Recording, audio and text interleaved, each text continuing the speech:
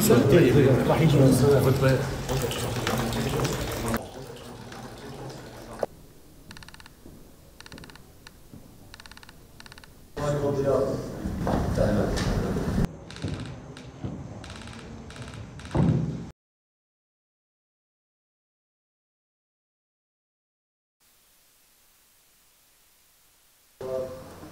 حفاوة الاستقطاب في مجلس النواب في العراق نسعى Irak'ın da şu anki bölgesel konumundan ve rolünden de ayrı. التحديات التي نواجهها على الحدود بين الدولتين.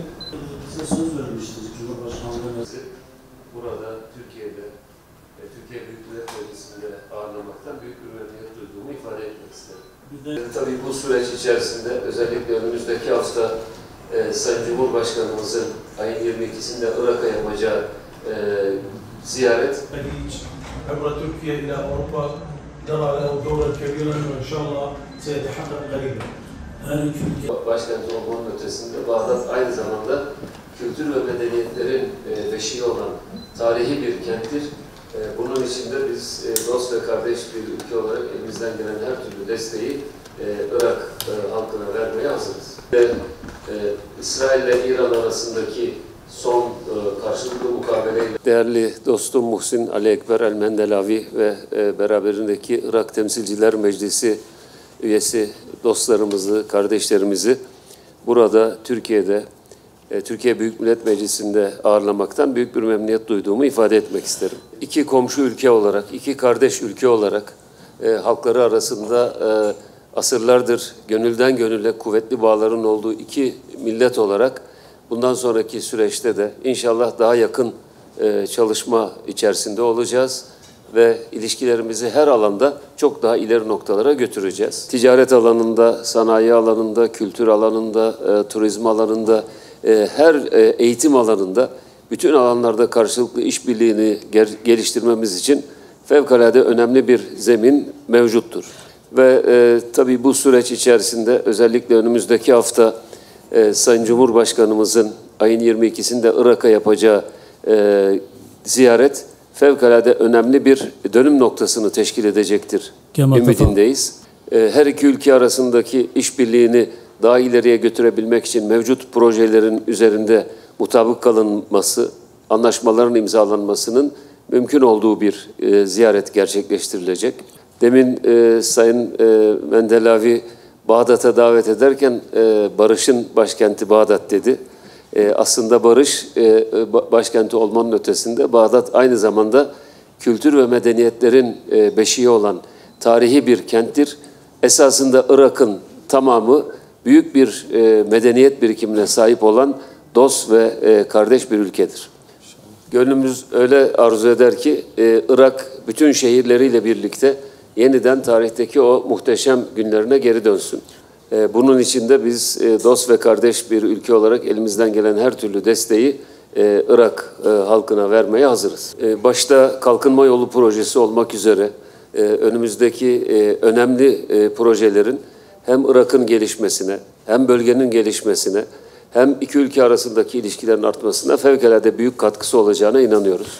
Ve tabii ki günümüzde yaşadığımız gelişmeler de bölge ülkeleri olarak çok daha yakın bir işbirliği içerisinde olmamızı zorunlu kılmaktadır. İsrail'in Gazze'de 6 aya yakın bir süredir sürdürmüş olduğu insanlık dışı savaş suçları, katliam, artık soykırım boyutlarına ulaşmış olan bu insanlık suçlarındaki en büyük cesareti, İsrail'in en büyük cesareti, arkasındaki Batı ülkelerinin desteği değil, komşu ülkelerin, İslam ülkelerin, Müslüman ülkelerin iradesizliği, güçsüzlüğü, dağınıklığı ve maalesef ortak hareket edememesidir. Bu çerçevede bizler tabii ki önce kendi ülkelerimizde birliği, beraberliği, bütünlüğü sağlamak, bölge ülkeleri olarak işbirliği imkanlarını artırmak ve ortak projelerle bölge halklarının huzur ve refahını geliştirmek mecburiyetindeyiz.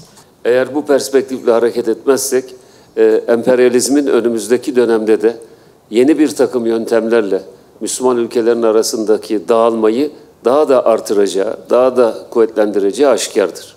Kaldı ki İsrail hükümetinin Gazze'deki bu saldırıları, Filistin'i bir çözümsüzlüğe doğru ötelemesi ve özellikle Gazze halkının Hamas'ı buradan çıkarıyoruz maskesi altında Gazze'den çıkarılarak sürgüne gönderilmesiyle birlikte yeni bir çılgınlığa adım atmak üzere oldukları görülüyor.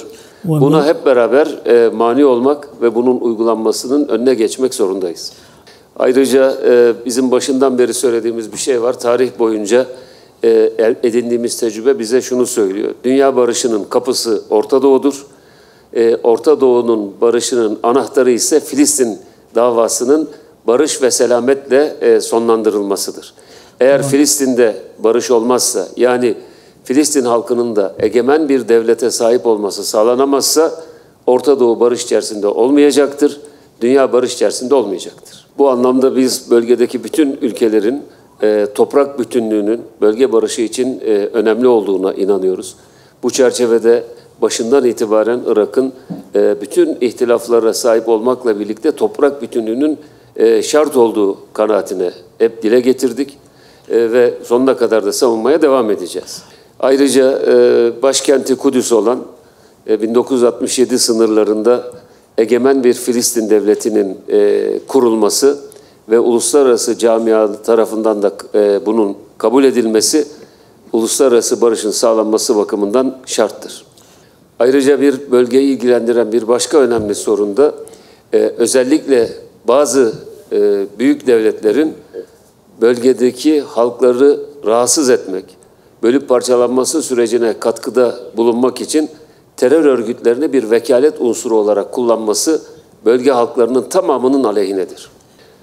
Bu çerçevede biz terör örgütlerinin hiçbirisini ayırt etmeden hepsine karşı mücadele etmenin bölge halklarının, bölge devletlerinin öncelikli görevlerinden biri olduğuna inanıyoruz.